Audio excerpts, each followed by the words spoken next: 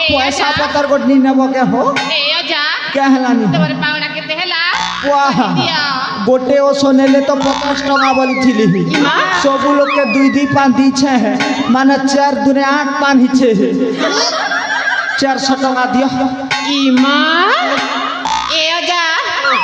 टिके कम करमो केते कर डिस्काउंट करबो डिस्काउंट करना सुदी सुता केतनी केते लागू छे इमा हेतिनु जंगल के जेई करी चेरी मुलियानी करी रगड़ा घसा बट्टा बट्टी करी लागसी हां खूब मेहनत न चेरी बोली बंसी रे ननी सते के हां 400 जगह न तो 400 कह दियो शीघ्र दियो ठीक है जा गो 5% तो कम करा गो आर हां छाड़ा हो 50 टका और कम करी देमु अरे ए आजा आजा ओ तो पावना ना बता हाय गो अरे तुम ठीक आखिटा बुझी दिया आगो मुई जदी आखी बुझबी तमे केतेक दब केनता जानमी हां नहीं जानी पार के गो केतेक दबनी ए आजा हां 500 देमु पूरा 500 हां शीघ्र दियो हां अले ए भणी माने हेलो ए बुढ़ा तो आमको ठपुची दो ताको पाने भर के दबा ए आजा ओ ठीक पाख बसिला अच्छा देखो सामने अच्छा दियो आखिटे बुझी दिया हां एतकी बुझले चलबा हां